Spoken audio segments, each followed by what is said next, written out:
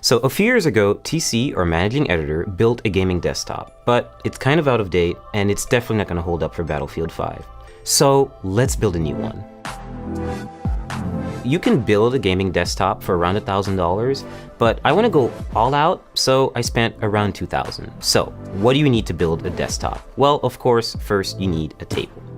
Preferably not metal. If it's going to be metal, have an anti-static working surface layered on top of it, a thermal paste applicator, an Allen wrench, some tweezers to tighten up the wires, a Swiss Army knife which hopefully has a Phillips head screwdriver in it, and last but not least, an anti-static bracelet, which is to protect you and the parts. Pay close attention to the brace that goes at the back of the computer. You always have to make sure that you really hammer it in. So all you have to do is take the brick and make sure that you align it with these little insulating pads so that the power supply doesn't short circuit and come into contact with the rest of the system.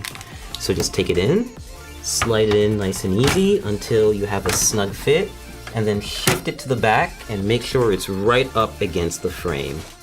Now you just take the required screws and you tighten and screw in.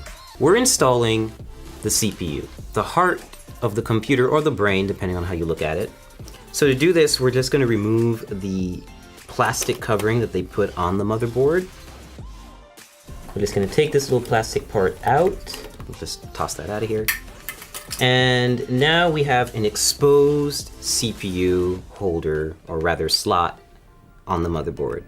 And we're going to use the CPU applicator. This is a special little part that not everyone may get, but this motherboard that we got from ASUS definitely does have. It's called a CPU installation tool.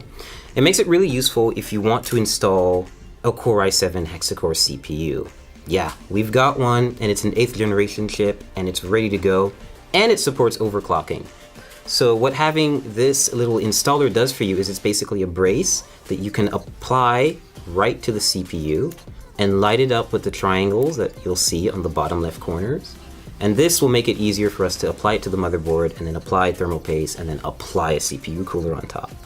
And we're just going to carefully lean it down into the system and make sure that everything lines up, and we're going to clasp down on it and we'll be good to go. So we're about to apply thermal paste to the CPU.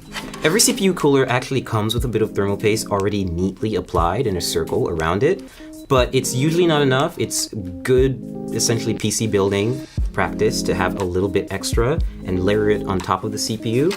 The final portion is to add the CPU cooler to the top end of the processor. So you're gonna see that there are 4 brackets, or rather like screws in here with brackets and holders right here.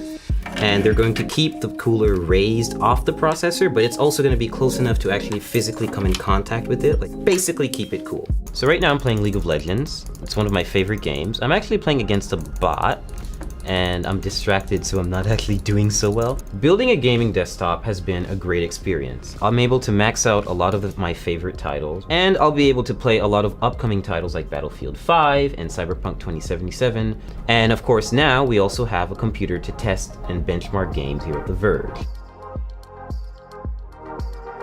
I play from the beginning.